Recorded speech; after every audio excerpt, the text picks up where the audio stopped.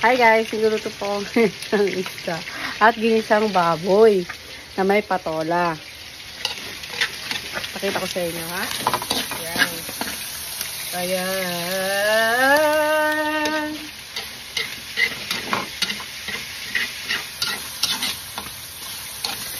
Ayan. Ginisa nyo lang ako. Ayan. Pag medyo brown na yan, lagay ko na yun yung gulay. Ayan. Hindi ko pa pala ito nahugasan. Ayan.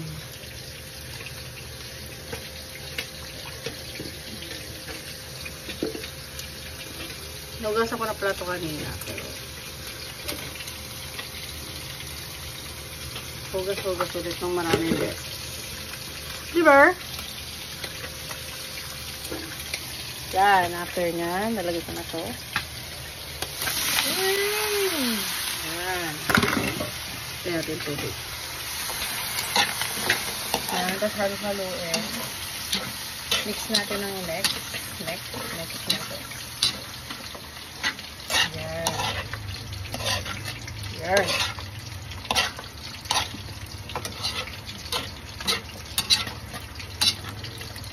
Galing pala akong kamalingkay na kanina.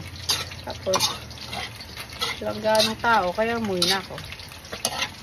Tapos, niluluto lang ako ng gulay. Ayan, may nalaglag. Ayan.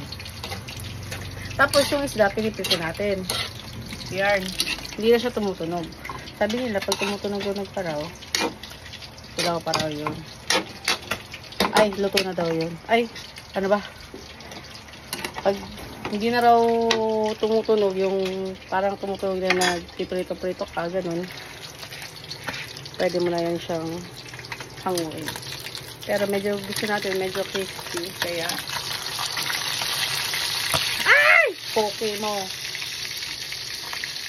Yan. Ingat-ingat lang tayo.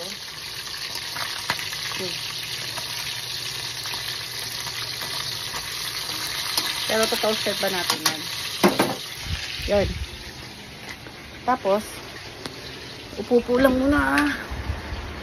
Ito pala yung ulam namin kagabi. Yan.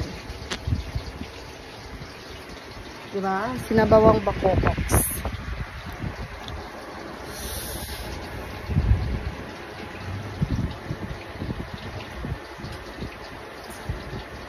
Gusto ko lang mag-record din ng mga ginagawa ko ngayon. Kasi sabi daw nila, di natin alam